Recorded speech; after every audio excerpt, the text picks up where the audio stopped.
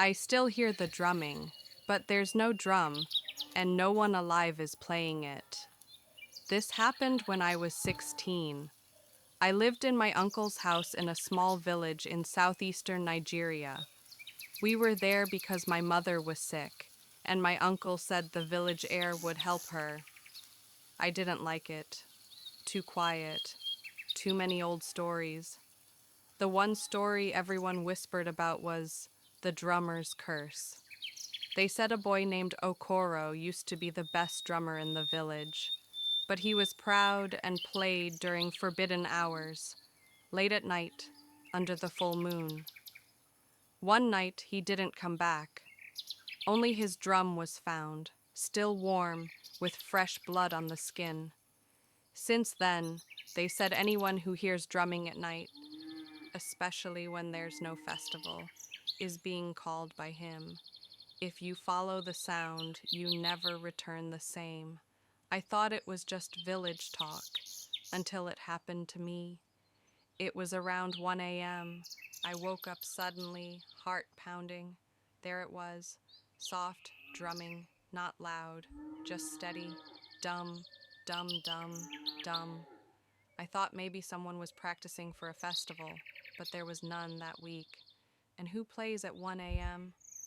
I looked out the window.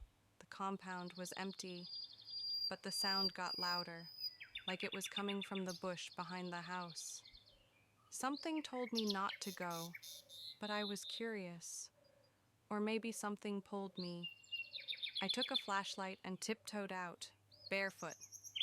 I followed the sound past the mango trees, through the tall grass, into the forest path people avoided after dark. The drumming got louder but slower. Dum. Pause.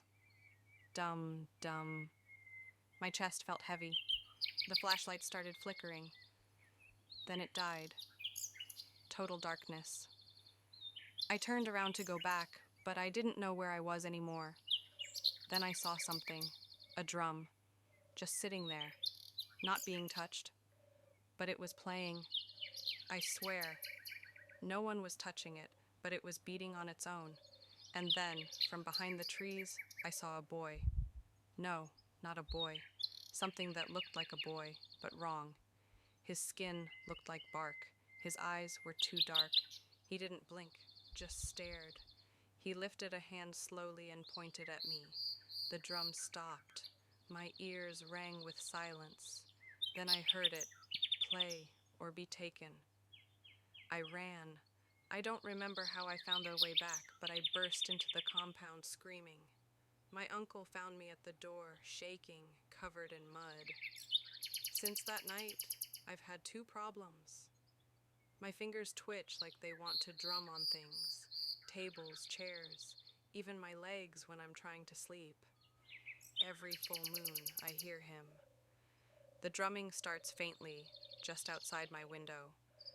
Always the same pattern, always waiting. I've never gone back into the forest, but one night, I'm afraid I won't be able to help it. The twitching is getting worse, and the drum is calling. The twitching didn't stop. It got worse. By the next full moon, I couldn't sleep at all. My fingers tapped against the wall on their own. My mother said it was nerves. My uncle just looked at me and muttered something in Igbo under his breath. That's when I realized he knew. He'd heard the drum before. I asked him about it, but he shook his head. He just said, "If you play, he lets you go. But if you stop halfway, he keeps part of you." I didn't understand what that meant until I met Chuka. Chuka was an older boy who used to live in the next compound. He walked with a limp and never spoke. One afternoon I was at the village stream when I saw him sitting alone on a stone, his hand twitching like mine. I went over and asked him straight up, "Did you hear the drum too?" He didn't answer.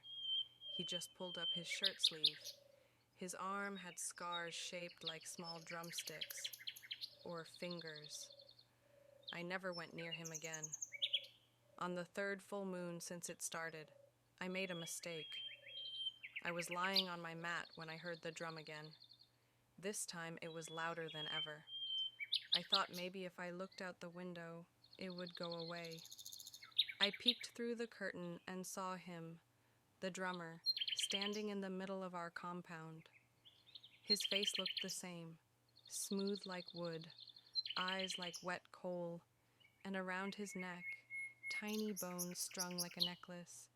He was playing the drum, my uncle's drum, the one we kept in the storehouse, locked away. I blinked and he was gone, but the drum kept playing. I covered my ears and closed my eyes tight. I tried to pray, but my mouth wouldn't move. My hands started tapping again, faster, louder, on the floor. That's when I blacked out. When I woke up, I was outside, sitting cross-legged in the dirt, right in front of the drum. My hands were bleeding, but I was still tapping.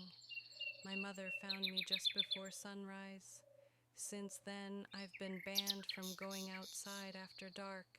My uncle even poured palm oil around the compound and burned bitter leaf at the corners. The elders came and said a ritual must be done, that I've been marked by rhythm. They want to send me to another village for cleansing, but I don't think that will help. Because now I don't just hear the drum. I dream in rhythm, I move in rhythm, and sometimes I see others in my dreams, playing, crying, bleeding, and I know the truth now. The drummer doesn't curse you to die, he curses you to play forever.